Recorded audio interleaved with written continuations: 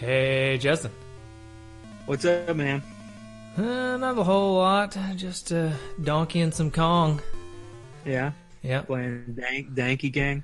Playing me a little Danky Kang. Yeah, that's right. On the Danky. Two Dudes and an S podcast.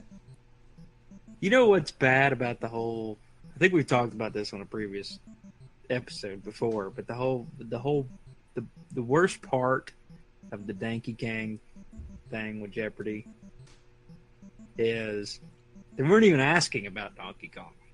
No, they're asking about Sonic, weren't they? Sonic the Hedgehog. Yeah, it was like a blue hedgehog with spiky hair or something. I don't know. And somebody put Danky Gang. Yeah, that's great. Close enough. Well, they didn't. I mean, I don't blame them for not knowing who Sonic is. I mean, good Right. on them. Yeah. That. I mean, they should get some points from Alex Trebek just for not knowing who Sonic is.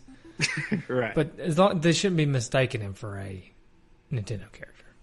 Right. That doesn't Who exist. they don't actually know. Yeah. How to spell its name. So you were talking before the show how you're kind of apologizing preemptively for the throat clearing you're going to do. Throat clearing, little hacky cough. It's Yeah. pollen season in East Tennessee. It is pollen season. Now, I'll tell you, I do a little bit of a hokey, not real, some people believe in it, some people don't, honey treatment for myself, and it works for me. It may be all in my head, but I don't think I don't it know. is. I don't know. I mean, you know, it's based on a good hypothesis, but I don't know if it's ever really been like studied if it really does anything or not. Well, I'm doing So I my don't own know. stay. I've been doing my own stay for about 2 years now, and I used to be the worst at summer spring allergies in Tennessee. Mm. And it's either just because I've gotten older and I've gotten over it or something, which I don't know what the science is behind that, or about 2 or 3 years ago, I just started getting honey from a local honey guy around here, and I put it in my coffee every morning, and just every day I would just put like a tablespoon of honey in my coffee and move on. And it didn't seem to be working at first, but I got to where I liked the taste of it anyway, so I just kept putting it in there. Yeah. And eventually, I really don't have allergies anymore. I do love honey. You know what's really good? I like to make toast and put peanut butter on it. And then some honey. I bet that is good. It's great. Yeah, except for also being summer, I'm trying to dodge all carbohydrates. So toast is out of the picture. Okay. But peanut butter may be one of my favorite foods. You can't go wrong with peanut butter. Sounds like steak. Yeah, You know. right. Okay, so here, my top 5, and I'm going to bring it into Donkey Kong, even though, just hang on. Okay, number 1 is like steak. A good steak, Right. it's like number 1. Number 2 is probably eggs. I love Yeah. eggs so much. Steak and eggs. Steak, it's like the miracle food right there, right? Right. So steak, eggs, peanut butter's up there. Honey's up there. I like honey, like just a natural honey. And then bananas. You know who else likes bananas? Donkey Kong. Donkey Kang. I'm gonna keep saying it. Kank- Like, Kanky Don. right. Donkey Kang? Donkey Kong. But Donkey Kong does like banana. I'm a big banana guy myself too. Easily probably my favorite fruit. It's a very versatile fruit. You know? Yeah. Go in a smoothie. You can go in just a banana peanut butter banana sandwich. That is right there. Peanut That's- butter banana sandwich. And it's the best runt in my opinion. I don't know. I have to probably disagree with you there. Uh-oh. Okay, pink let me cards. Okay, we got to talk about the game. But first, I got to get this off my chest because I do like bananas. It's probably my favorite fruit. However, banana flavored candy always screws up the batch. Okay? Because if you take like runts, for example, you get a handful of runts. If you take out all the bananas, you can just throw all them bad boys in your mouth. Yeah. And they all blend together. But if you have the banana in there, it just messes the whole mixture up. This is my Skittle theory. So Skittles does not have a banana flavor. It's just all like cherry berry flavors. Mm-hmm. And so when I eat, they got a lime in there. Lime plays. It's a little bit of a game changer. Okay. I mean, you do realize that they changed the lime out for apple and they screwed it up. I did not know that. Yeah. The green is no longer lime, it is apple, and apple screws the whole mix up. Phooey on that. Phooey on Skittles then. Yeah. But no, I mean, Skittles, my way to enjoy Skittles is a non-discriminatory method of eating Skittles, which is just dump them in your mouth. Yeah. Just a handful. Just put them in there. Oh yeah, I'm the same way. The only Let 'em all difference, mix. the only difference is whether or not it's my own bag of Skittles or if I'm sharing with my wife. Because if I'm sharing with my wife, then my method of Skittles is everything except for the strawberries and the grapes. The strawberries and grapes get pulled out and eaten by her, and then I get all the whatever remains. Right. Yeah. Strawberries. What is strawberry red? Yeah, strawberries red. Yeah. So my wife eats all the reds, and I eat the rest. There you go. Speaking of which, I know we got to get to the game, but I got to say this one more thing. We were talking about a previous episode about, not wasting food, and it's like horrible for your diet because then, like, if your wife or in my case, your kids, especially because kids can be picky eaters or only eat certain things, and then you can't waste the food. I basically ate 2 meals last night. We've been working around the house, packing, getting ready to move, doing some stuff, and we hadn't really planned on any kind of dinner. So we decided, well, we'll just go get fast food, right? Mm-hmm. So my daughters so my oldest daughter, Leah, likes KFC. My middle daughter likes Taco Bell. Perfect in Loudon because it's combo. Got the combo, yeah. Right. I wasn't really feeling either one, so I was like, I'm going to get Wendy's. Which is across the street. Yeah. Not even that big of a deal, right? Right. So, I get my Wendy's. I get a double with large fries. Didn't get the soda. Trying to be good. Which is, I know, kind of ridiculous. Been the story that I'm about to tell. Ate all mine. My daughter did not eat but 1 chicken tender of her 3-tender meal. So, of course, I had to eat the other 2. Right. Well, I mean, at least that's protein, though, right? That's true. Except for the fried surrounding it. But, yeah. That doesn't count. I don't count that. Yeah, okay. That's all right. okay. But yeah. All right. Well, I got food I could talk about, too, but we need to talk about Donkey Kong. Maybe I'll come back around to food, because Donkey Kong likes food. Donkey Kong likes food. Yeah. So, you want to do some history? I think we should. So, the game Donkey Kong, obviously, one of the most famous faces of Nintendo, period. Right up there. I mean, right behind, I guess, Mario and maybe Link. But started with a little-known game called Radar Scope. The story of Donkey Kong starts with a game called Radar Scope. So Radar Scope was a game that was Nintendo's really first foray into the North American arcade game market. And it bombed. It did really bad. Yeah. And they made a lot of units. Made a lot of these arcade units. And they didn't really know what to do.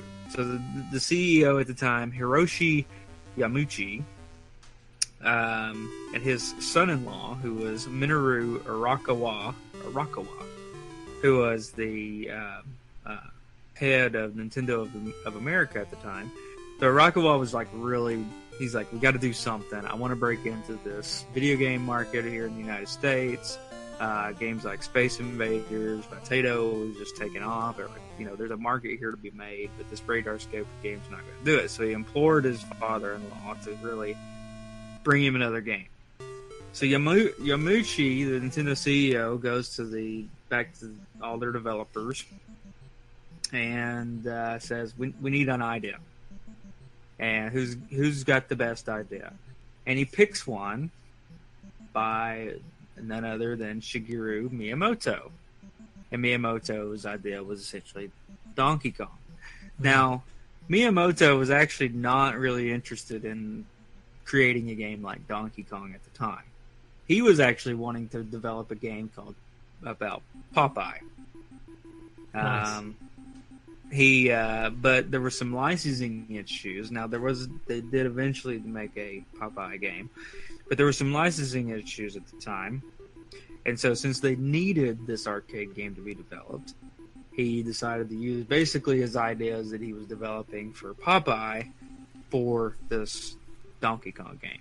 And he changes it. Basically, he developed it into a continuation of a love triangle between what was originally called Jumpman, Donkey Kong, and the damsel in distress, later to be named Pauline.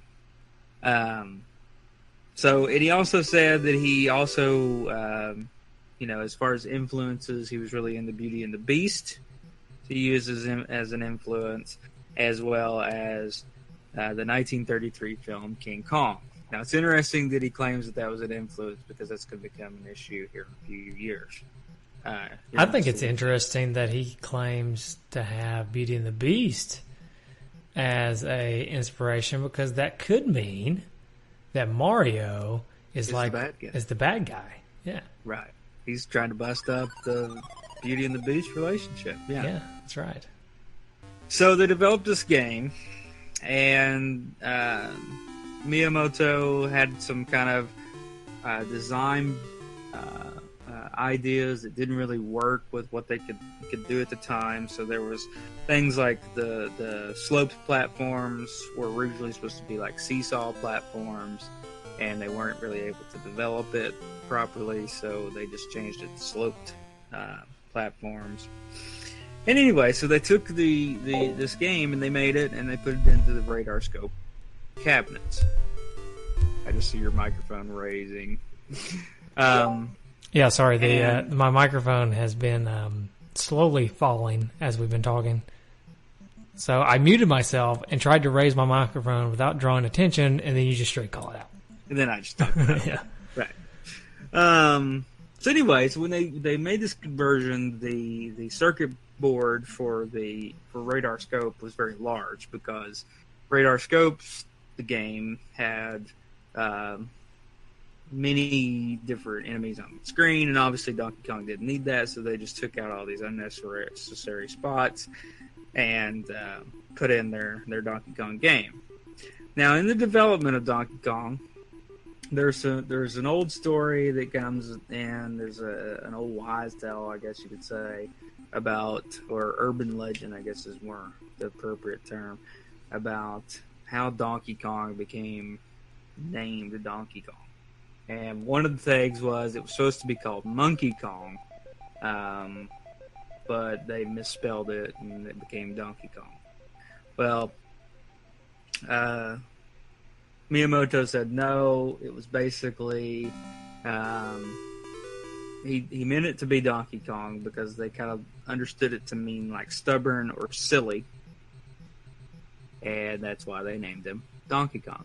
Which makes me think, they could have named him like Jackass Kong. Yeah. It's the same thing, But anyway, so they brought it to Arakawa, who was really excited about it, of course. And they had distributors, Ron Judy and Al Stone, brought in a guy named Howard Lincoln to secure trademark. Now, when they started testing this game, the sales manager of Nintendo of America didn't like the game, and he said that this game will not be successful because what's popular right now are maze games and shooter games. And the trademark guy, Howard Lincoln, as well as Ron Judy, thought that the title was too strange, and they wanted it changed. But basically, Arakawa and Miyamoto and Yamauchi, they all stuck to their guns and said, no, we're keeping the name Donkey. We think it's going to be successful. So then they had to name the characters, and they originally had the name... they originally didn't really have a name for the girl. And so they called her Pauline, which is named after Polly James, which is the wife of Nintendo's Redmond, Washington warehouse manager, Don James. So they named him after that guy, his wife. And then the original name for Mario was Jumpman. And they felt that it was too close to two things that were very popular at the time. That was Walkman and Pac-Man. And so they changed it to Mario, and they named it after Mario Segal, the landlord of the original Office Space for Nintendo of America. That's a pretty funny story. And if you look at a picture of Mario Segal, he kind of does look like Mario. He's got kind of the big nose and just kind of, I like how closely the Donkey Kong game is tied to America. Yeah. Like, I know that, it's, Nintendo's a very Japanese company, and at this time there was a lot of Japanese games, and everything was Japanese, and then it would just come over here after it was all done.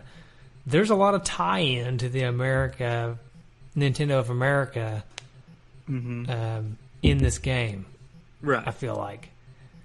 Right. There's like the King Kong movie, Beauty and the Beast movie, the office manager, landlord of the Nintendo of America office space. There's a lot of America tie-in in this.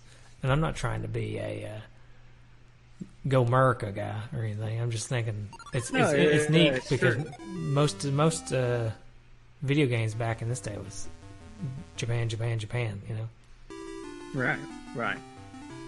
So, long story short, the distributors, Stone and Judy, they got a couple of bars in Seattle to take a couple of these machines, these Donkey Kong machines. And when they did, they had sales of $30 a day for 120 plays per day at these bars for a straight week, and they requested more units. They then took 2,000 surplus radar scope machines and converted them over to Donkey Kong, and really the rest is history on the arcade. It just kind of took off from there. Now, it was ported, of course, to many different systems. Coleco got the original rights and license to port it, and they released it for their own ColecoVision, of course, but then was later released. There was a Game & Watch version, later released for the Famicom, and of course the NES, which is what we're talking about. Now the NES version is actually missing a couple of parts from the Famicom and other versions. So it's missing the cutscenes and the cement factory level.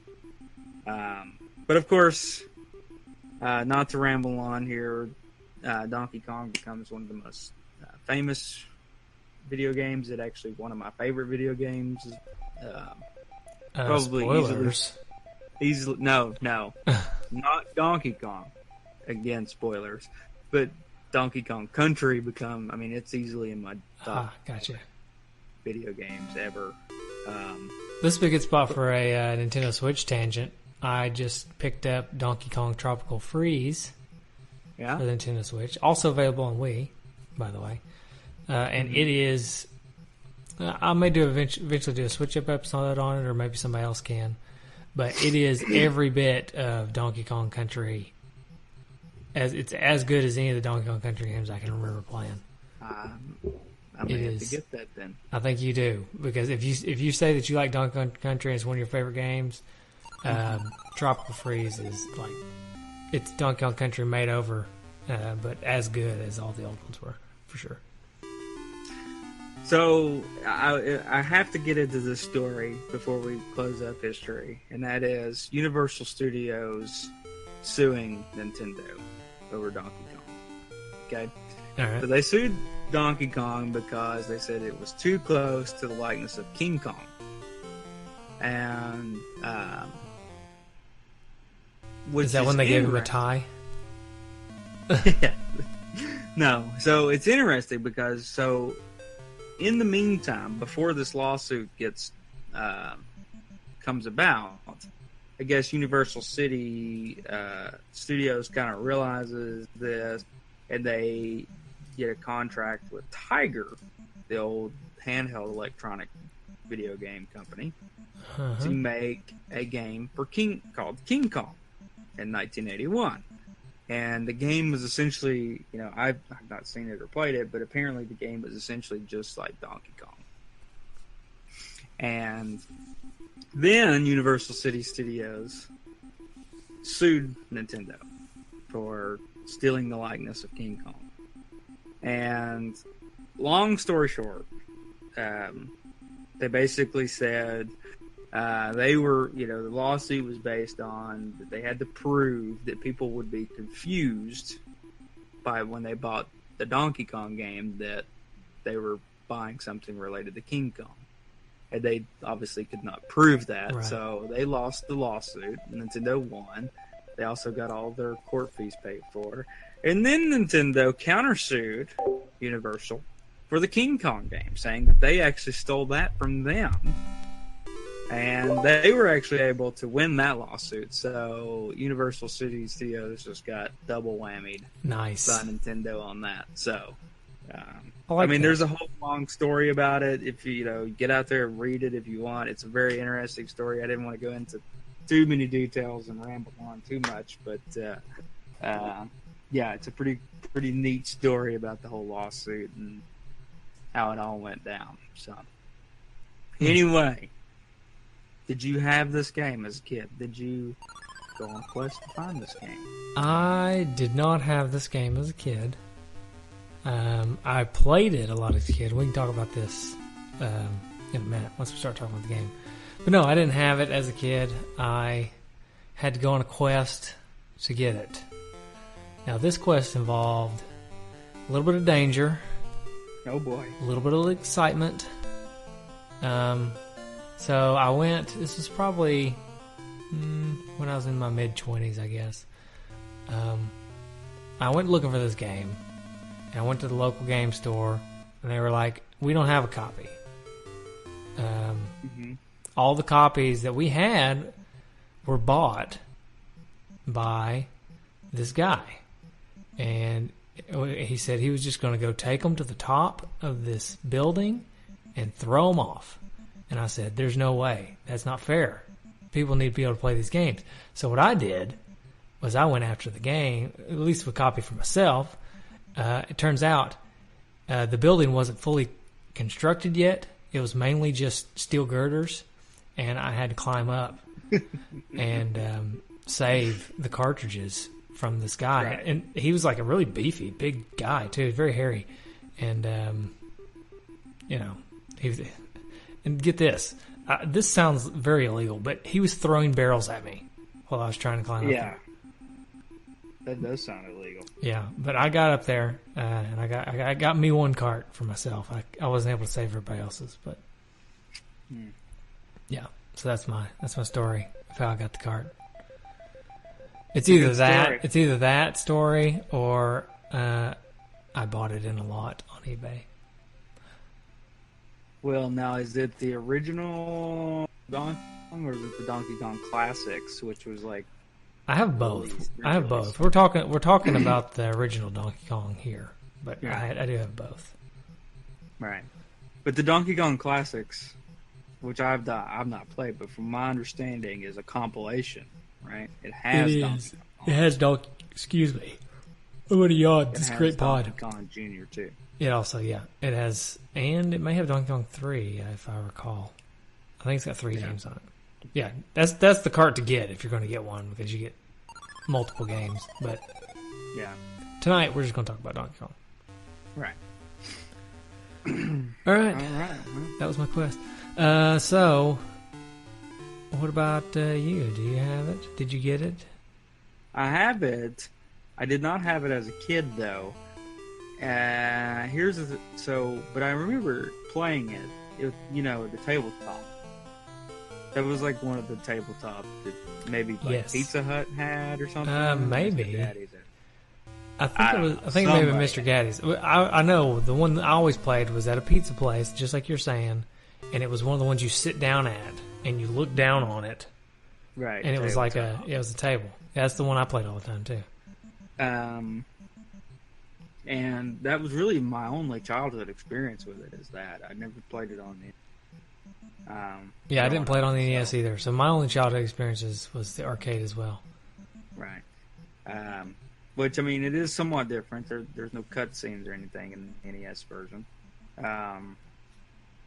Which sucks. I don't know why. I wonder why they take that out. I don't know. I don't know why they took the level out either. Although, personally, I'm not a big fan of the cement mixer stage or whatever it is anyways. So I wasn't really heartbroken that bad because I think I like the flow of the 3 levels in the NES version of Donkey Kong. I may be in the minority there because everybody out there probably thinks more levels, But personally, I really like the flow of the 3 levels that they give us. And just playing them and then playing them again and then playing them again as they get more difficult. Right. Which is something I didn't mention in the that I read about when I was doing like the history research, is that developers were a little frustrated with Miyamoto's design of the game because they just felt like they were creating the same game over and over again, which they were. Same 4 levels over and over. Well, for the arcade version, over and over again. But anyway, Yeah. so. But what about the manual? I almost forgot about the manual. Do not forget about the manual. All right, so the manual is pretty old school. It's pretty classic. Yeah, it's a plain Jane, isn't it? Yeah, it's pretty plain. I mean, the cover, as you can see, it just says Donkey Kong.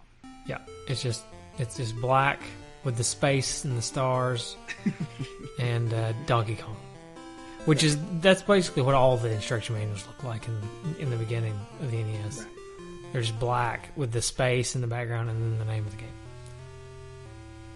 But the gist of it is just it tells you how to play the game, and that's about it. It's very boring. Maybe we shouldn't have read from the manual.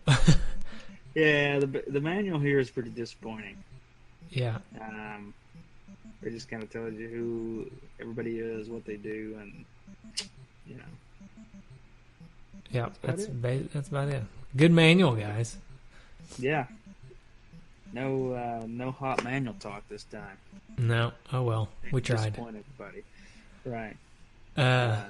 So, I got a good. Okay, this would be a good time. Take a tangent. This is a tangent I've been wanting to do for a while. So, listeners, bear with us. Since there's probably not going to be a ton of game talk on this episode, there was a Facebook post in our group done by Mike Hall.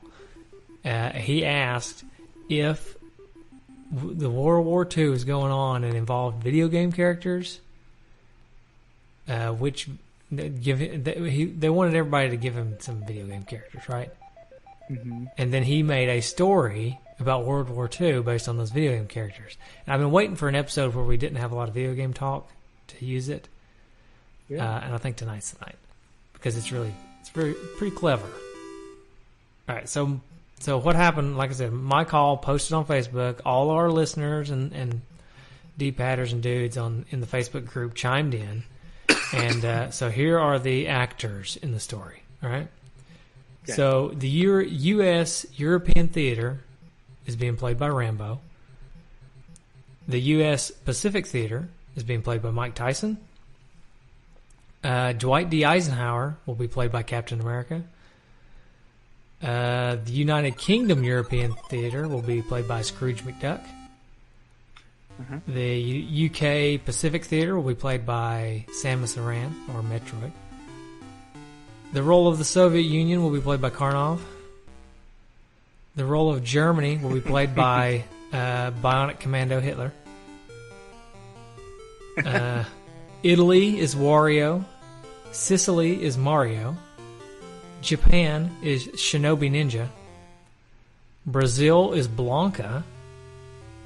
France is Glass Joe. Spain is Don Flamenco. And Poland, Sonic the Hedgehog. Aha. That's pretty good. All right, ready? Here's the story. Yep. This is World War II. Once upon a time, all of our video game pals were hanging out in the arcade. A couple non-NES types were there as well, but most were old friends. One day, evil Bionic Commando Hitler decided he wanted more space in the arcade. Not wanting a brawl, our friends decided to give old Hitler some space. Time passes. By the way, Hitler can stand in for another good descriptor of our antagonist. Okay. Hitler decides he likes Wario, Don Flamenco, and Shinobi Ninja.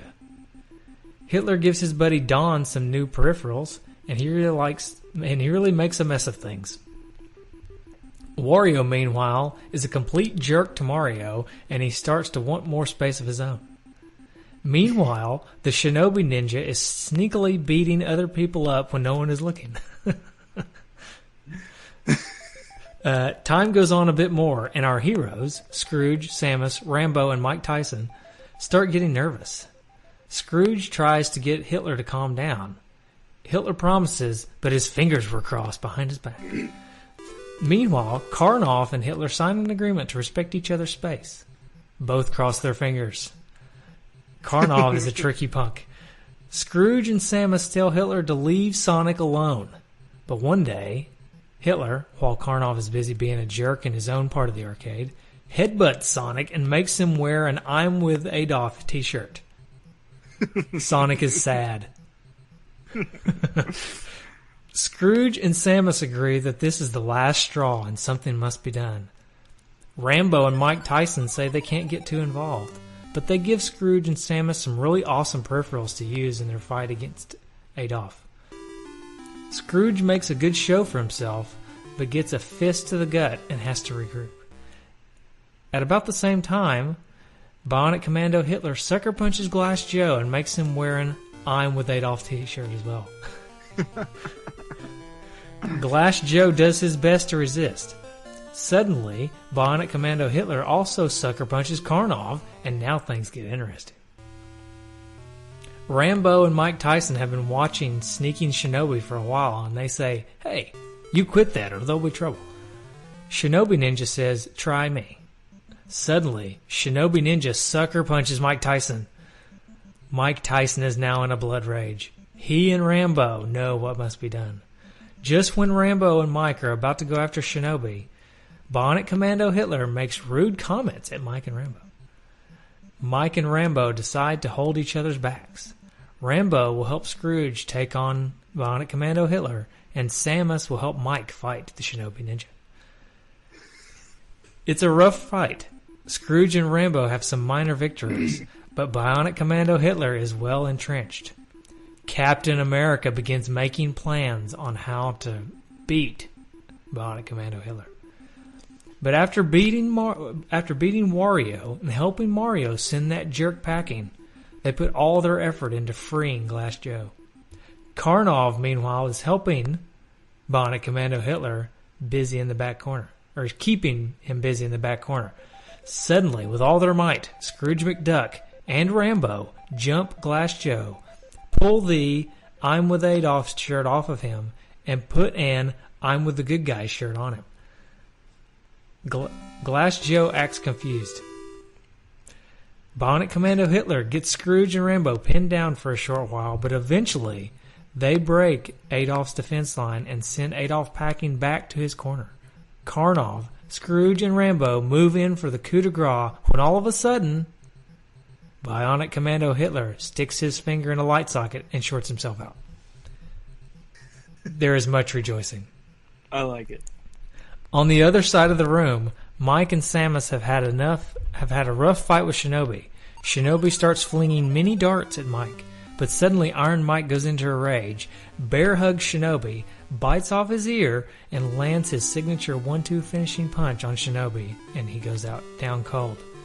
Mike yells out a cry of victory. Scrooge gasps and explains, "Bless me bagpipes." Karnov watches in awe and envy of Mike's power, and Rambo and Samus share a passionate kiss, which is immortalized by a photo as the victory kiss. We have all seen that one. Scrooge and Rambo try to bring order to their side of the arcade, but Bionic Commando Hitler's body is missing.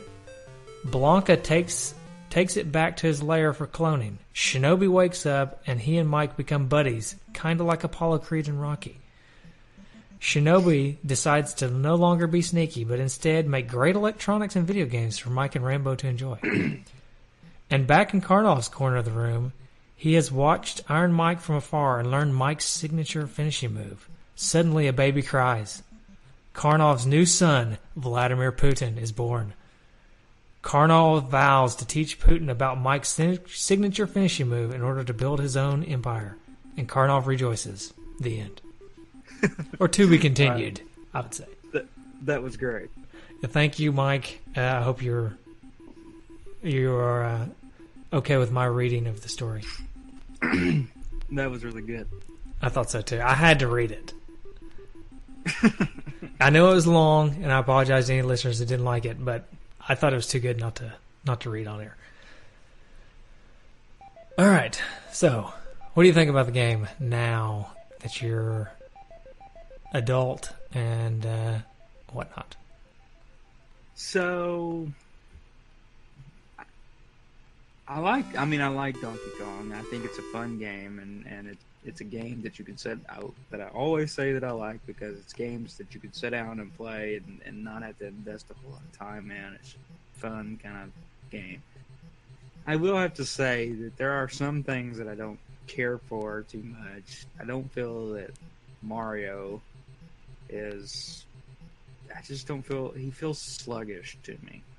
And I guess I expect him to be Mario of Mario. But, the controls of him are just not my favorite, mainly just because of how he moves.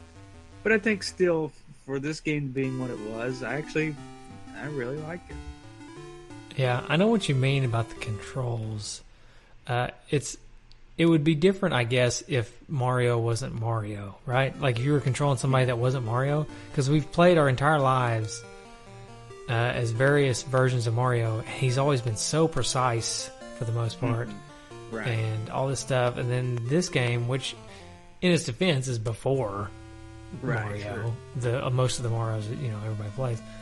So, but it does feel sluggish. Now, with that being said,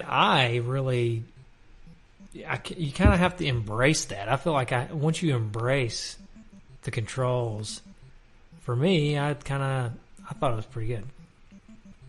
Yeah, I'm not, and it's not something that ruins it for me. It just sticks out to me.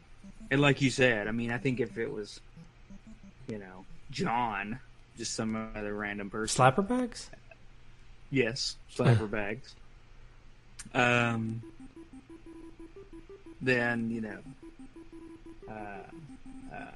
I don't think it would bother me so much. But since it looks like Mario, yeah, it just bothers me. I understand. But yeah, so there's little things about the game that, like when you're on the ladders, you can't jump off the ladders, and you can't jump and grab the ladders. It's like ladder or running and jumping, not a combination thereof. It's if you're on a ladder, you're on a ladder. If you're jumping and running, you can jump and run, but you can't mix the two. And that's a mechanic in the game that I'm guessing that they did on purpose to make it a little more difficult. But it's a mechanic where it's like, it feels like I should be able to jump and grab this ladder, But you or can't. Is it a limitation of the engineering of the time? I don't know. Yeah, see, that's a good question. I don't know. Maybe they just didn't think about being able to do that or something. Who knows? But you can't, and that leads to several frustrating moments. But I think okay. So the first level is the classic iconic level that you see. Right. It's the angled steel girders, and you're jumping over barrels. You can grab the hammer, which that's something we haven't really talked about. Is there's a mechanic other than walking and jumping and climbing ladders? Is you can grab a hammer, and it's like a invincibility for a moment where you just Mario.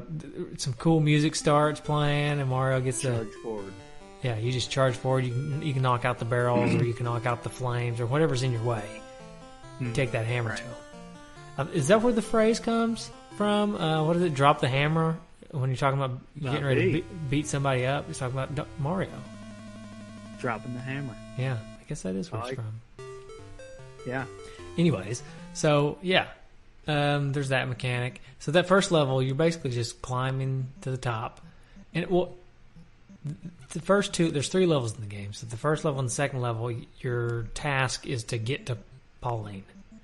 Right. And when you get to her, Donkey Kong grabs her and runs away. And then you go on to the next level. So the first level, you climb up this angled girders and you get to Pauline, no problem. The second level, there's some like conveyor belt things. But you just go to Pauline and he climbs up. But the last level on the NES version is you have to make everything come crashing down. So you have to run over top of these. I don't know what they are. It's whatever's holding it together. It's like bolts, I guess. And you unscrew the bolts. And once you unscrew all the bolts, the beams fall down. And Donkey Kong hits his head. Poor guy. Yep. Boom. Broke neck. So, what were some of your strategies? Are you able to make it through all 3 levels and start over? So, no, not now. I've done it before.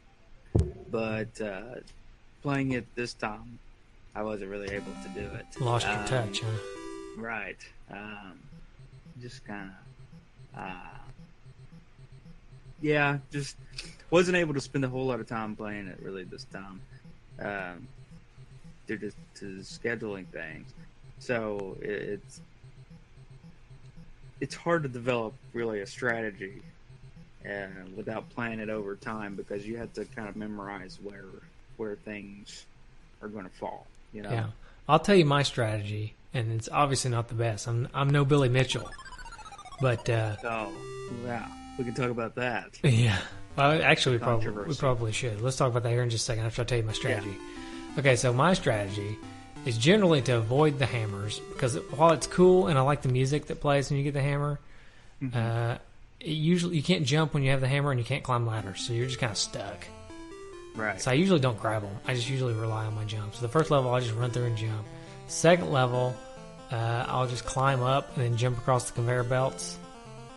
And then I climb the ladder onto the last level, and there's a spring that bounces across, and you have to avoid it. Well, I wait till it bounces over my head, and then I run and climb up the ladder. That one's always frustrating because the spring will bounce and hit you while you're on the ladder if you don't climb up it fast enough. Yeah. And then the last level, I'm usually just frantic. I don't really have a good strategy on that last level. I just unscrew whichever bolts the flames aren't at and just run around like a chicken with my head cut off. It's a good strategy. It's a great strategy. Chicken with your head cut off. Yeah. So anyways, Billy Mitchell, the world-renowned Donkey Kong high score champion, right? Or not just Donkey Kong. Yeah, and like Pac-Man too. Yeah. Just arcade playing machine. This guy. But there's a bit of a controversy. Right. Yeah. So go ahead. I'll let you talk about it. So with the records that he set up, or somebody figured out by watching videos of him playing where he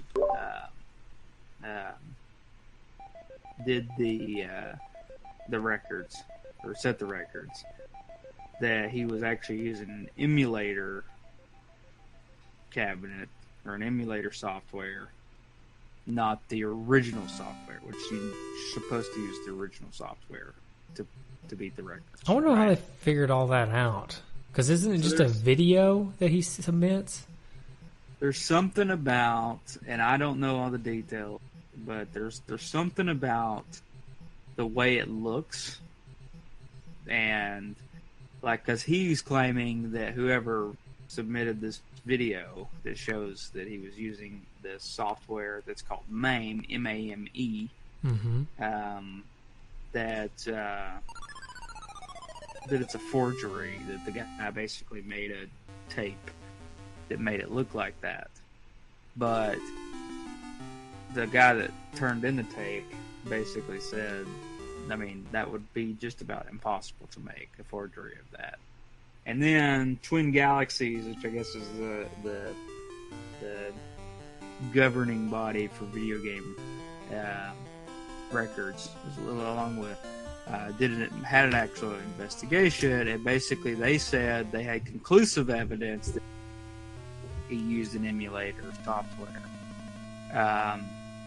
They couldn't verify that it was MAME, but that it was definitely not the original, and that they struck him all of his records, not just Donkey Kong. All of his records have been taken out, and he can no longer submit any new records. So even if he was to go out to find the original cabinet and be like, "Look, I'll do it on this," and do it, they won't acknowledge it. That's wild to me. That's nuts. And this is a somewhat recent revelation, right? Yeah. So February 2018. This is just 3 months ago. So, and Guinness Book of World Records essentially followed suit and did the same thing, also blackballing.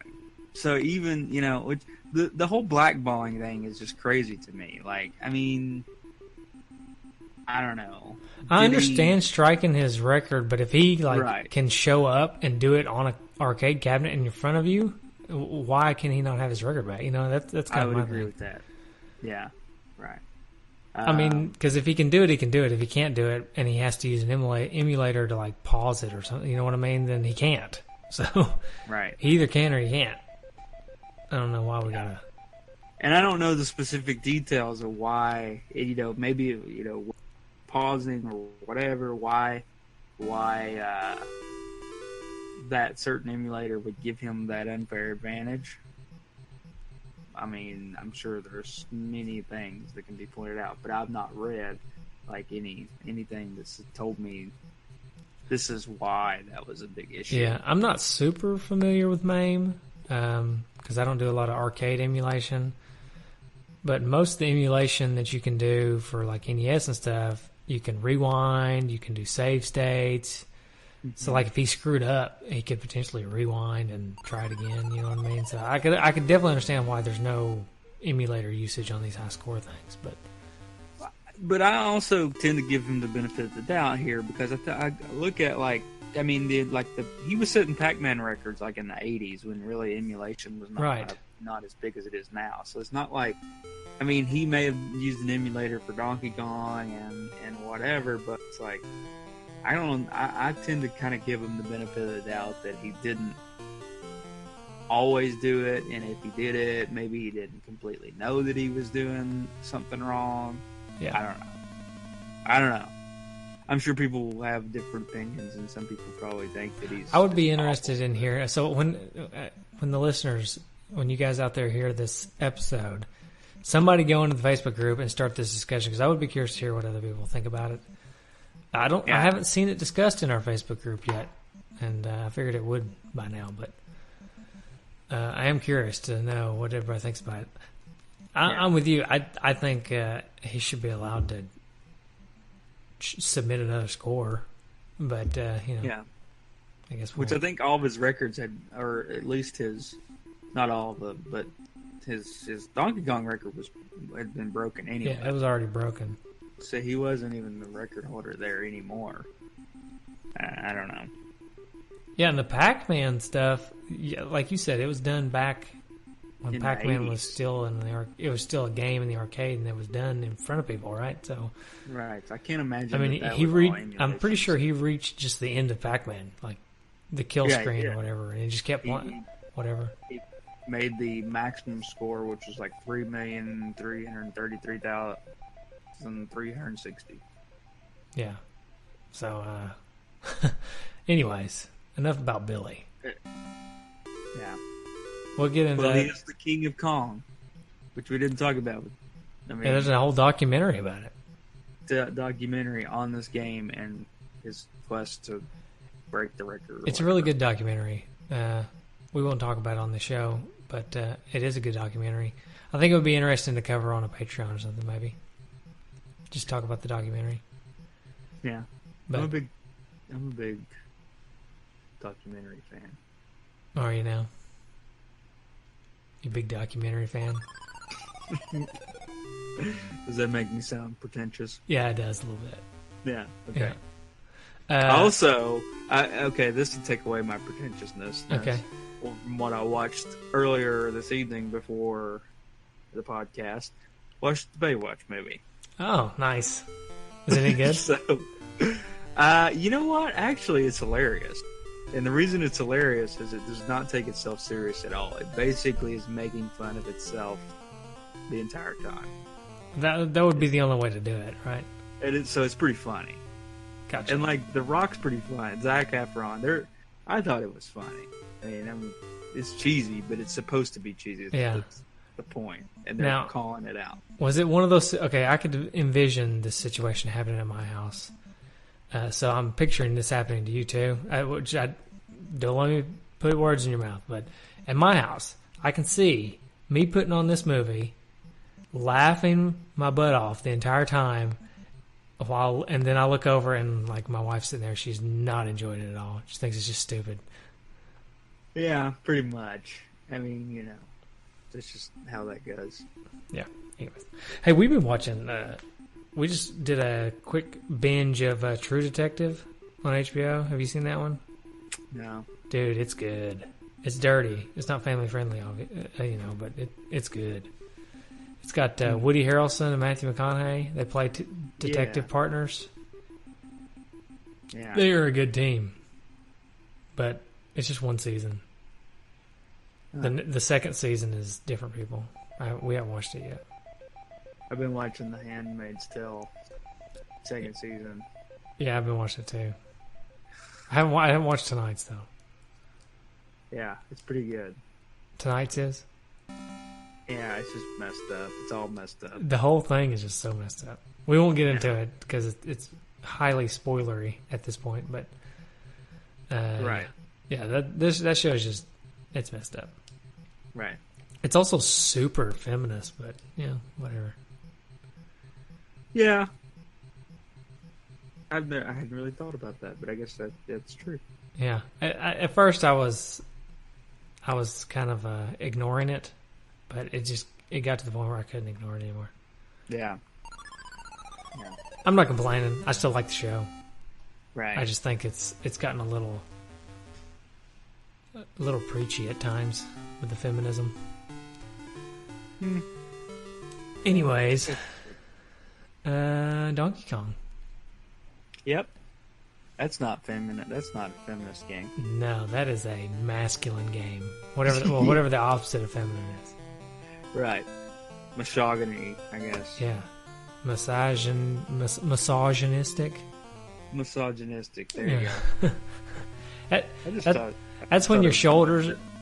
Your shoulders are hurting, and you get somebody just misogynistic.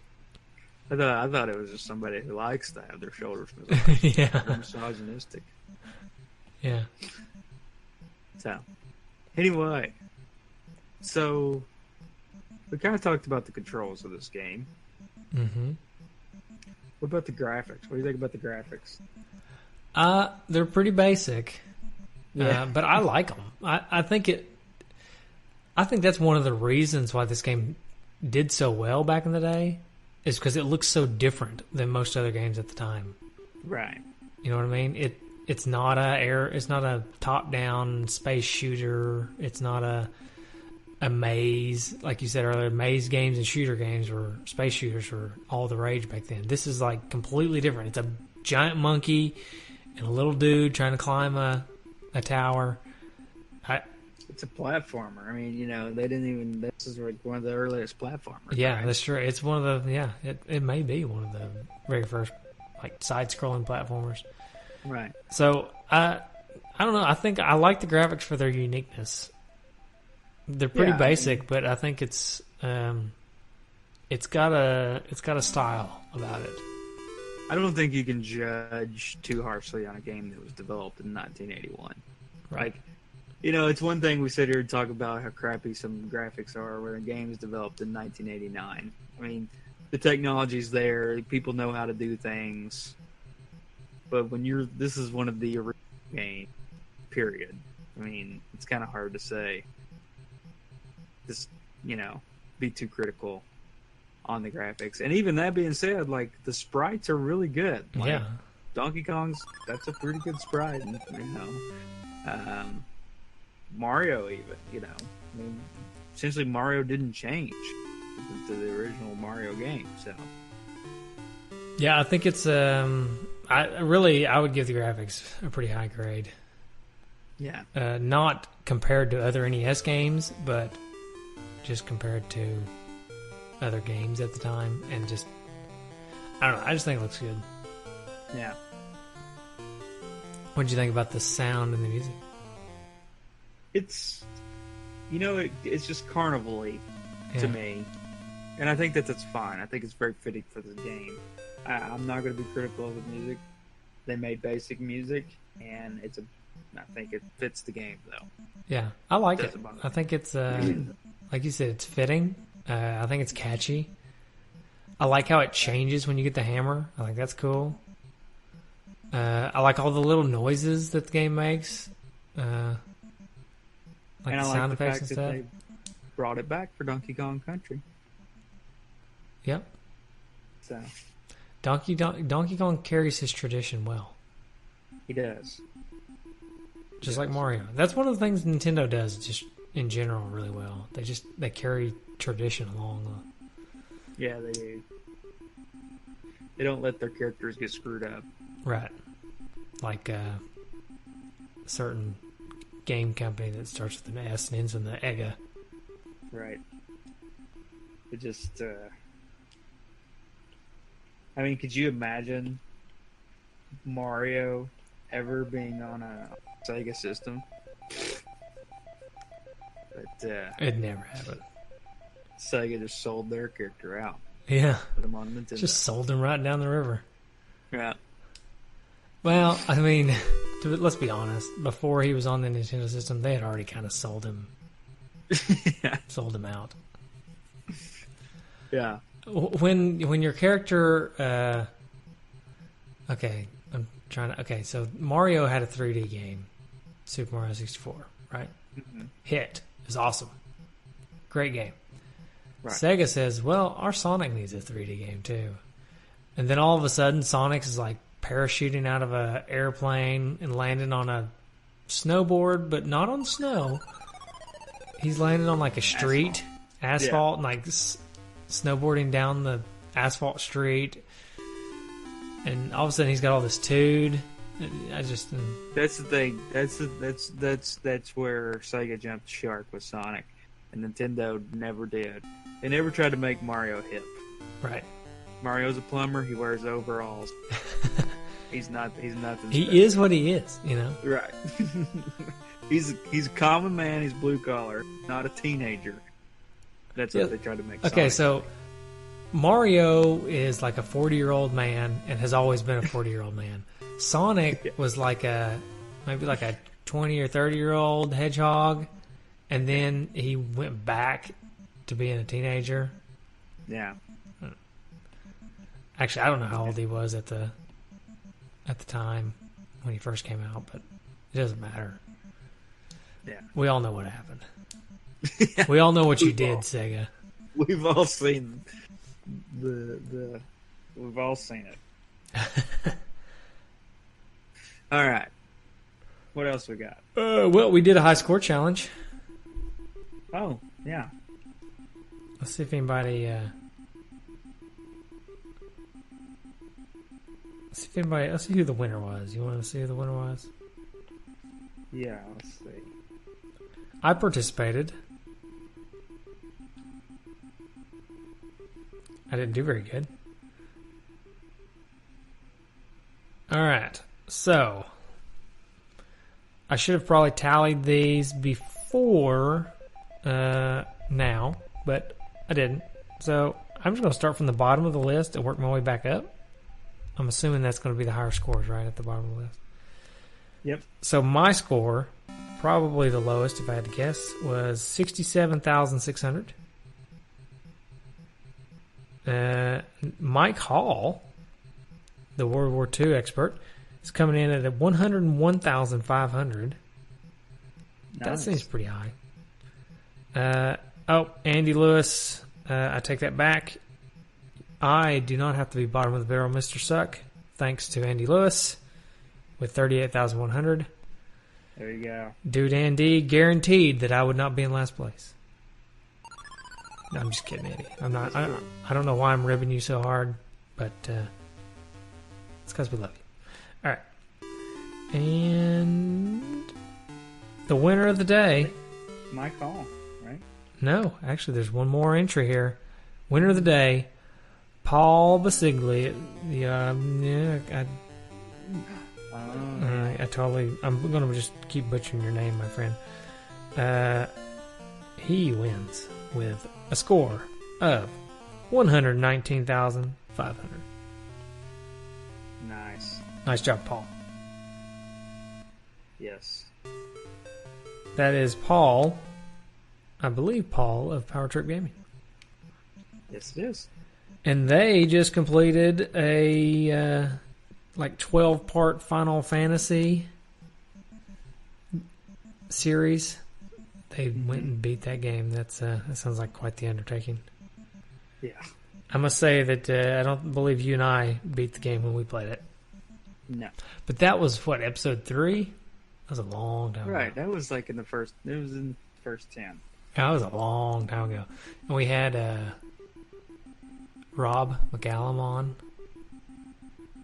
That's right. That's right. From the Nintendo Quest. Mm-hmm. And he had. Yeah. Wow. That's been a long time. It has been a long time. Which, speaking of, I think we're going to have him back on the show soon. And they have a...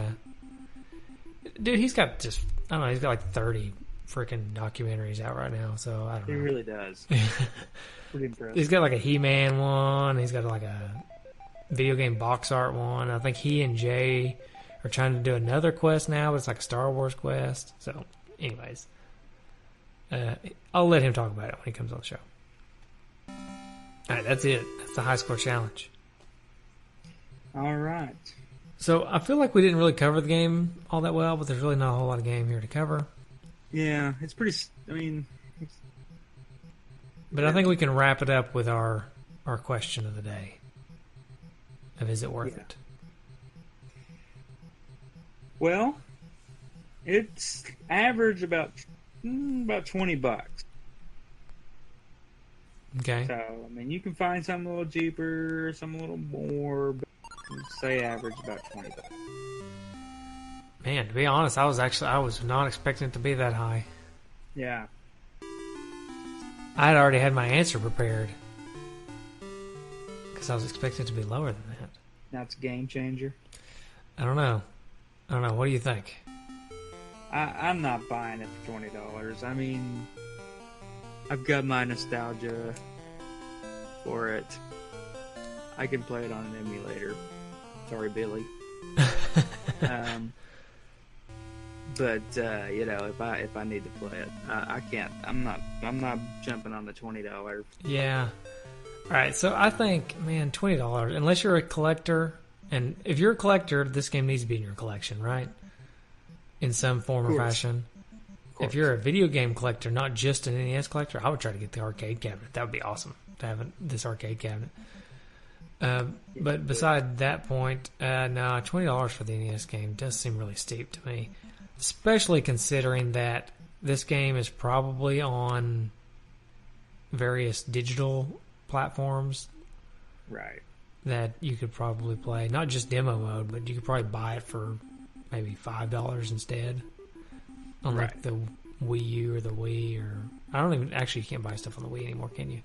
But on the Wii U maybe, and maybe it'll eventually come to the Switch. Although I hear the Virtual Console is not coming to the Switch, which is really sad. Yeah, it is. But they're doing something different. We'll see how that works. Yep. Okay, all right. So we're saying no, it is not worth the $20 unless you are a collector of NES only. That's what I'm saying. Okay. All right. Do we have any feedback? We do. So I got the Facebook feedback pulled up here.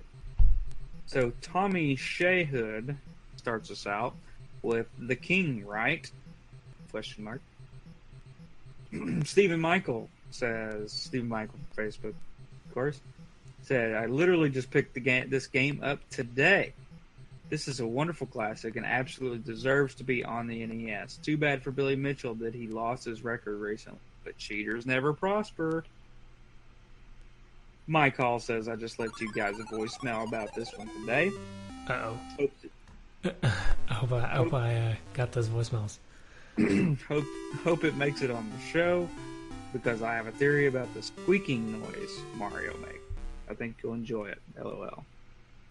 And then he says again, oh, and can we officially say it is on like Donkey Kong? Yes. I think we can officially say that. I approve it. Jeremy Sharp says, I know one thing. This is Nick Stevens' top 10. I don't know. Let me check the voicemails here. I'm going to pull up voicemails. We'll see if it's Nick Stevens' top 10. Yeah. My call says if I ever get to have a den again, I want one of these. And he puts up this picture. It's a really neat picture of like a tabletop Donkey Kong, but it's like instead of a table, it's a barrel. Oh, yeah. I've seen one of those before. Probably just a picture. Maybe the one Mike posted. Jeremy Sharp says, I love this game. It's such a massive classic. I had the ColecoVision cart that played on the Atari 2600 and had to have it on the NES. I love the story behind it, with the fact that Nintendo wanted to partner with Atari to break into the video game market in America, but would obviously go sour over this title. I'm glad it worked out the way it did. Nintendo would conquer America without the Atari name. I just realized something. Yes. We are going out of order, but that's okay. Okay. We're supposed to have done retrofit trophies and then our rating and then feedback, but that's fine. Right. All right. Sorry. I just know there's probably a handful of listeners out there that are listening to this being like, they're going out of order. No. Yeah. So I just want to acknowledge you guys and apologize. Sorry, Type A's. Yeah. Type A's and 2 stars. Right, yeah. They're going to hammer us for this. Chris Murray says, it's a good game, and I enjoy playing it every now and again for a bit. Donkey Kong Jr. is the superior game, in my opinion, and I will be eternally grateful this led to Donkey Kong Country on the SNES. And Donkey Kong GIF that Chris Murray also. Jacob McClanahan said, one of my favorite games of all time. While not 100% arcade perfect, it is pretty bleep awesome. Ivan Kaprov Jocelyn says, I love this game, but totally forgot it had been on me. When you dudes played the music at the end of the last episode, my first thought was, Donkey Kong Country? 20 years later, I finally get that musical reference. Gabe Van Gilder says, awesome game. I tried it on ColecoVision once. People say the Switch's controller are awkward. Try playing Kong with a brick with buttons and stick. Andrew Zeismer says Paul Bisciglia is actually really good at this game, and then he has like a whistling emoji. Tyler Jones says just watched Pixels. Concept is good and love the reference that made Donkey Kong look like a goof. Aaron Hickman says, where's the Pie Factory? For shame, Nintendo. I don't think they added it to the NES port until the Wii release. Mind your business, Aaron Hickman. Yeah, leave our podcast alone. We'll start playing your voicemails that you've been sending us. I've saved them. Right. Exactly. Peter Martin says, Donkey Kong, Q*bert, and Pac-Man were the big three when growing up and following my brother into the arcades. Centipede and Space Invaders also. But the other three always had a group around watching others compete for best score. My brother then got DK for the ColecoVision, and I remember playing it a lot, and then later on the NES. A very iconic game in my opinion. Chris Vanderhoff says, classic. Genesis would have done it better, though. He's such a troll, Chris. The Genesis he really is. You know, would have I'm just had gonna the I'm Fire gonna Factory. I'm gonna put him on blast here for a second. He reached out and was like, "Hey guys, when can we do Casino Kid 2?" You know, because he was on he came on and did Casino Kid with us. I said, "Chris, we're going to save Casino Kid 2 for you, but it makes it difficult for us to justify bringing on a traitor." Right. So, I don't know, man. Until he shapes up, I don't know if we can get him on again. Yeah, We'll figure it out. I agree. We'll figure it out. But we won't do Casino Kid 2 until we get him on. But that just means you guys, it might be a while before you guys get the Casino Kid 2 episode. And you can blame Chris for being a traitor. Aaron Hickman said, anyone play the Homebrew remake on NES? He put up a YouTube video.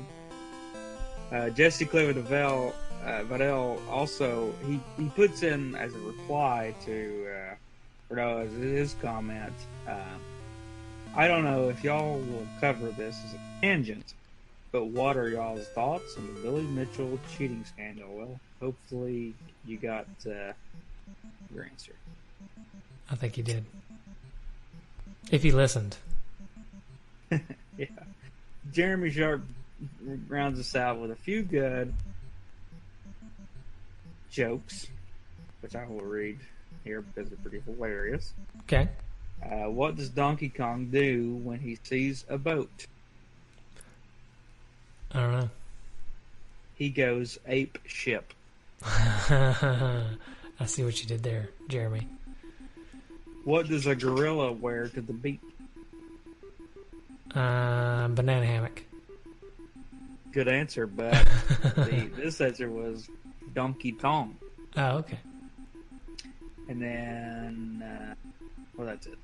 Okay. All right. All right, so that's it for the Facebook feedback. Okay. Well, let's see. I've got. Let's see what else we got. Okay.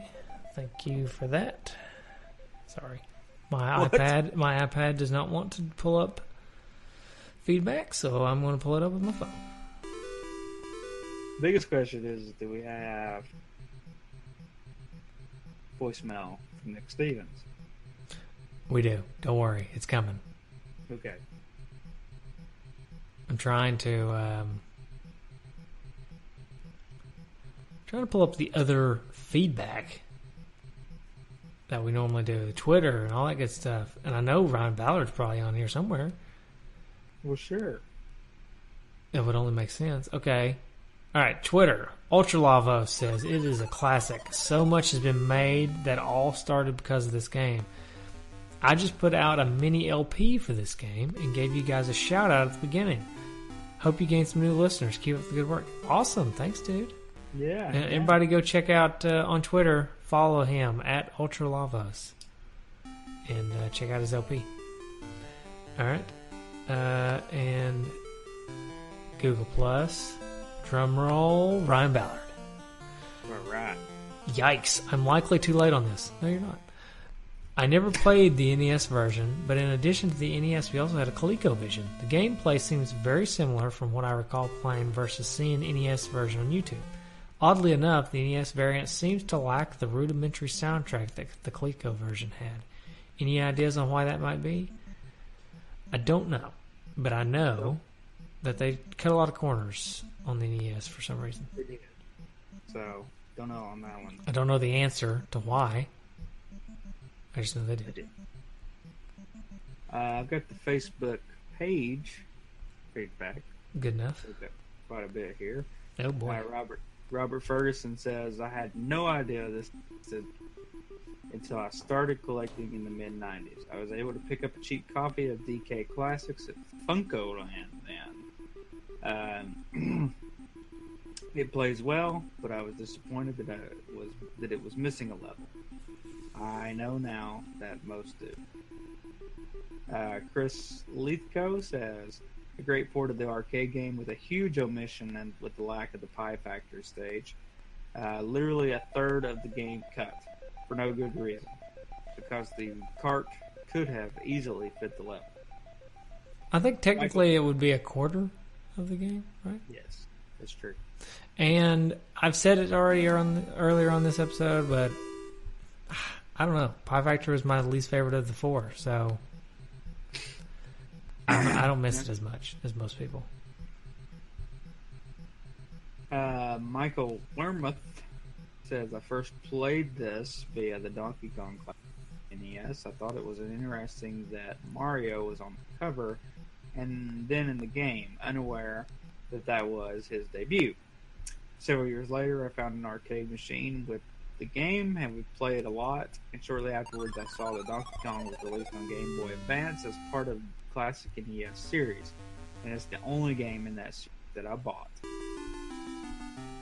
Brad Bell says you guys need to revisit original Tecmo Bowl and have a guest on who has won 6 straight Tecmo tourneys in 4 different states. Just saying. Get us in touch with that guy. I think that guy may be him. Jason Passage says, like most, I played this via DK Classics. My dad wasn't huge into more modern games, but he played this and Tetris with me. Andrew Code says, I was never a huge fan as a kid. I played it after playing Burger Time. It was not as good to me. Then I saw King of Kong and decided to play it again. I found an arcade cabinet at a local pinball arcade and played the NES version. Turned out it was a good game. Who knew? And Joey, I'm sorry, I'm going to butcher your last name. Awajane? Awajane. That's how I'm saying it. I don't know if that's right either. Okay. It's a really solid version of the game, and of course, as addicting as the arcade. All right. Sweet. Okay, we got voicemails. Do you want to take a break from feedback and go back and do our ratings and our retrofit trophies that we were supposed to have been doing? Mm-hmm. All right. Do you have any retrofitted trophies? I have a couple. Okay. Why don't you give me one? First one is the Donkey Kong trophy, and that is be unable to beat the first level. Nice. That is Donkey Kong. Mm-hmm. Donkey Kong should be a slang term for just like something that's bad. Yep. It's almost like a curse word or something. Just, Donkey Kong. Yeah, it does. Okay, I've got one called Jumpman. I don't think so. And that is pick up the hammer. Because you cannot jump when you have the hammer. You can also earn this retrofitted trophy by climbing a ladder. Because you also cannot jump while climbing a ladder. Right. So my next one and last one is, does Polly want a cracker? And that is save Pauline by beating the game. Because it was originally, she was named after a lady named Polly. Okay. Is that true story, or is that just made up for your trophy?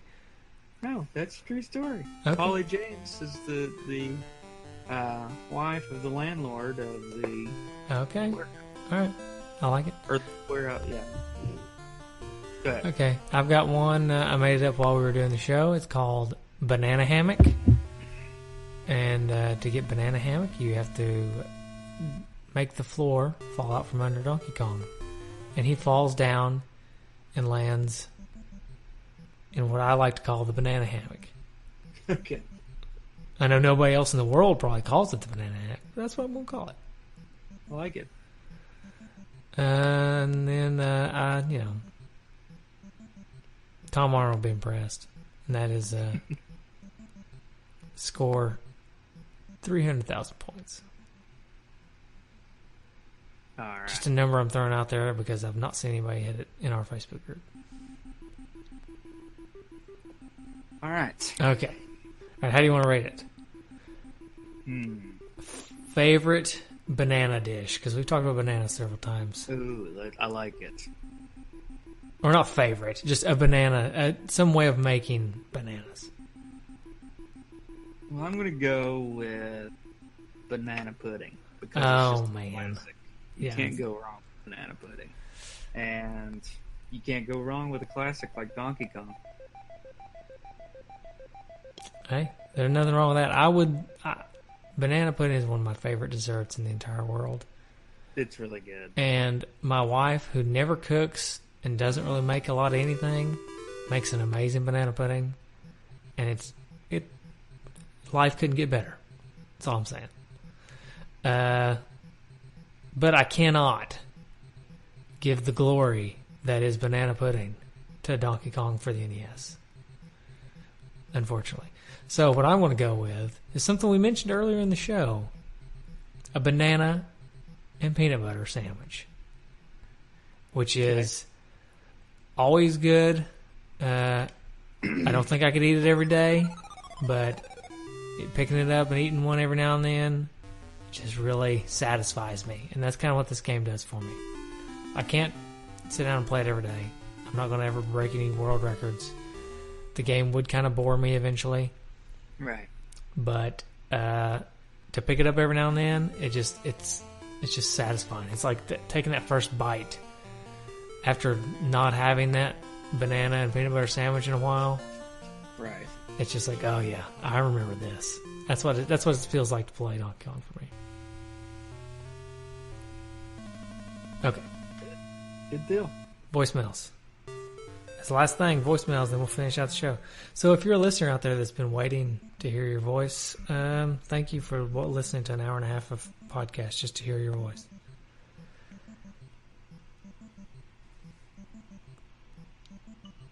Hey, dude, this is my call, and just wanted to call you guys and thank you again for the good podcast you did for Wampum. Also want to say you kind of scared the crap out of me earlier this week because whenever I saw on Facebook you posting about the not doing the live feed anymore, first thing my eye see is after a decent run, and I thought, oh crap, they're quitting. So glad to know you guys aren't quitting. But also I have to say, I know I dropped it off of the Facebook post, but I'm just really curious with Karnov, where the Russian theme game, if there's going to be any Putin rejoicing references at all. I don't know. Maybe it's not a good time for that kind of thing right now. Anyway, hope the show's great. Bye. I do believe we referenced Putin a few times in that episode. Yeah, we did. But I also think we traded lightly. That's true. Because I think when we were recording the Karnov episode, there was a lot of something going on in the news about, I don't know. There's a lot of stuff about Russia every day, but who knows? Anyways, there definitely had to have been some Putin rejoicing, though. Hey, dudes, this is my call. Just want to say I enjoyed the Karnov episode and particularly enjoyed your pitch for Bag Bomb. Funny story about that. I can remember my mother-in-law telling my wife and I about how good Bag Bomb is for cans. And after your spiel on that, I just thought, I better not tell her about the lip balm. Lip balm, anyway. So if I'm not mistaken, it sounds like the next game you guys are going to review is Donkey Kong. And I have some good memories of that. I actually first played that I got Donkey Kong Classics for Christmas, I think in 1988, along with golf and maybe another game. I kind of think I was a little bit like dude Michael Kelso there, that I think the NES version my dad wanted for himself and got some games that he thought he would like to get him to me for Christmas. And then he decided he didn't like video games anymore, so it ended up becoming mine. But anyway, I remember playing Donkey Kong, and it was always fun because you could easily and quickly get the gratification of winning. Always thought that squeaking noise when Mario was walking was that he had squeaky shoes, but I just realized it's all that dude. He's got the walking farts constantly. He's just got the walking farts. Anyway, just wanted to call in, and I know it'll be a good show. So thanks again. Bye. He mentions the walking farts. Let me just say, there is nothing better than when I'm running around the neighborhood on like my run, and like I pass by somebody's house and I just rip a beefer as I run by. I only do it when I got enough energy to keep going because I don't want to like slow down right after I do it. Right. But just as I'm running by, I just.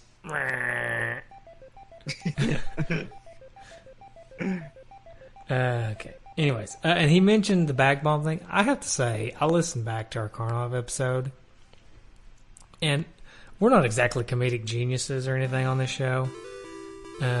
But every now and then we hit like a little 5-10 minute stride, and I must say the Karnov bag bomb moment is up there. It's one of the best.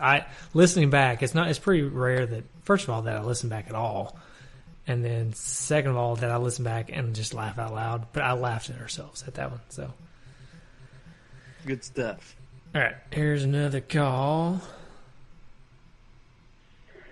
Dudes, it is Dude J, Dude Jorgensen, Dude Fish Lips J.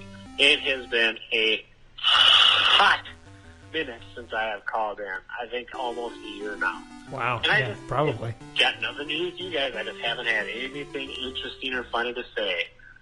So, well, maybe I will blame it on you, but it doesn't matter. I was listening to your Karnov episode, and you played the music at the end, and I was like, that sounds like Donkey Kong Country. Donkey Kong Country. But then, it went through the do-do-do, do-do-do. Oh, my gosh. You know what? You know what that sounds like? Do-do-dude, do-do-do-dude, do-do-dude, do-do-do-dude. Anyways, but I was just waiting for that nice beat to come in that comes in from Donkey Kong Country. So, I don't know, Donkey Kong. What do you got to say about Donkey Kong? Everybody knows it. Everybody loves it. So this is as much feedback as you're going to get from me. Bye. Thanks, Jay. Long time no listen. Long time no. I like that feedback because I think I got people again with the song choice that I picked as the music at the end of the show. Because he's not the only person that mentioned Donkey Kong Country about the music from the end of the show. Yes, Donkey Kong Country does use it because, like we talked about earlier, the tradition they reuse the music and stuff sometimes. But it wasn't Donkey Kong Country; it was Donkey Kong. But I picked a song that kind of did a little number on people. Anyways,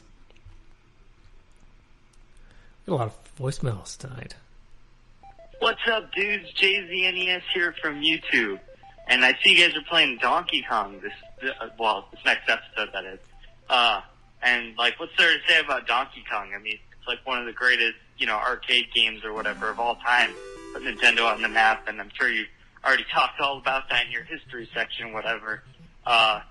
Personally, I mean, I did a whole 3-video, a trilogy review of Donkey Kong of the 3 games on the JZNES channel, so go check that out on YouTube. Shameless plug, but Donkey Kong, the first one, the NES port, pretty good. It's a solid, one of the better black box games to have come out, and it's just one of the classics, First debut appearance of Mario and Donkey Kong and a bunch of other, just a noteworthy game in the NES library, for sure. So, I bet you guys enjoyed it. I bet you guys liked it. I mean, who's like Donkey Kong, right?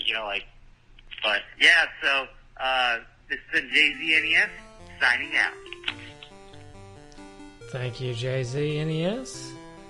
Everybody go check out his video 3-part series on Donkey Kong. That sounds good. Yeah. I have not checked it out yet, but I will. All right. We got 2 more voicemails. It's a voicemail heavy episode. Dudes, this is honorary dude, Hugh Van Gilder. I want to say that April, little April Fool's spoiler you did for us was great. I went on, I played it, and it was like, you guys are on there. It's like you're about to do an episode, and you're like, psych. That was great, man. But that was amazing, yeah. And then ending to a great Karnoff episode. I can't really place the music. It sounds so familiar. It sounds like a card I own. It's driving me crazy. So I'm hoping I remember it soon so I can, know what game it is and prepare for it in the future. But that was just awesome. And, I'm calling in as well for the King's Night giveaway, But, I want to give you guys a shout out too as well. So, put me down for an entry for the King's Night card, please. But I really hope that one guy that didn't leave his name wins it, though. He sounds like he deserves it, I can't wait for more upcoming great shows. I doubt it would be that Mario 3 you're teasing. I highly doubt it, but I'm going to get going now. I don't want to run too far along in this, I know Mike will get all ticked off at me for, running the bill too much, so take it easy, guys. See you for now. Thanks, Gabe. Gabe knows I'll cut him off if he goes too long. How many times have I cut Gabe off? I don't know. Yeah. But appreciate the call, Gabe. I think Gabe's gotten a new phone or something. 'Cause he sounded good in that call, didn't he? He did. He sounded good. Yeah. And I guess he brings up another good point. This is the cutoff for the King's Night giveaway. So I'm going to put all these names in a hat up to this point. We will announce it, though, on... this is going to be a little bit interesting. So we'll have an episode after this one, which we've already recorded. Right. So we will announce the winner of the King's Night giveaway, not next episode, but 2 episodes from now. Right. So it's, I don't know. That's just the way it's got to go, because we've already recorded next episode. Right. A little behind the scenes. All right, we got one more voicemail. I'm a little disappointed I haven't heard from Nick Stevens yet. Let's hope this one's him. This is probably going to be like one of the most infamous sound bites you'll ever have from Nick Stevens, but this is probably one of my favorite games of all time. Like, probably top 10. Wow. Wow. Another top 10. Another top 10 from Nick Stevens. Donkey Kong in the top 10. He loves it. Yeah. What can we say? All right, that's it. All right. Good pod. Good pod. Good Donkey Kong. Gang. Whatever. Yep. Oh, man. So I don't know about you, but this is a... Donkey Kong took a lot out of me. He did. I'm getting a little tired. He's big. He's a beast. So He's a anyway, beast. you can check us out on Facebook, Twitter, Google Plus if you want to go join Ryan Ballard. And, of course, our websites at twodudesandannest.com, then tindudes.com, and nesdudes.com. And you can always call us at 775-7-RETRO-1, or that number, if you're curious, 775-773-8761. Or you can just go to the website, and one of the ones Justin mentioned. And if you're using a phone to go to that website, which 99% of people do these days, right? You just go in the upper right corner. There'll be a little phone icon. Just click it. It'll say call, and you say yes, and then you call us. You can't win King's Night anymore, but you can still call. Get your call on the show. All right, and then so shout out to the wee dude, the wee guy on YouTube, as he's called. He does stereoized NES tunes. So thank you for letting us use your music, wee guy. Shout out to the Fox dude for our awesome logo. I've reached out to him to see if he would be interested in doing us another logo for the Nintendo Switch Up episodes. So he said maybe. So we may have another awesome logo on its way. I wish he had some. I wish he would like sell his pictures or something so we could legitimately promote him. But you know, he's just a normal dude with some good, nice art skills. just being a nice guy. And then shout out to the Retro Junkies. I don't think I'm going to do an individual call out tonight because my brain is not working as well Beat up by as it Donkey was Kong. about 30 minutes ago. So that's it. I will let me throw one more thing out there. Two more. One, if you want to listen to some cool Patreon episodes, we've got another one coming here in May. We just did an awesome one on Lizard NES in April. Go support us there, patreon.com/NESdudes. And it's been a long time since we got an iTunes review, so I'm thinking it's about time we get some more 5-star reviews up in there. So if you guys don't mind, whatever podcast service you listen to, if you can review on it, do so. That'll help us out. And we're on Anchor now, so you can go check us out on Anchor. I don't really know what that means necessarily, other than we're just in one more place. So, and that's all I got. All right. Here comes some tunes for the next game. Bye, everybody. Laters.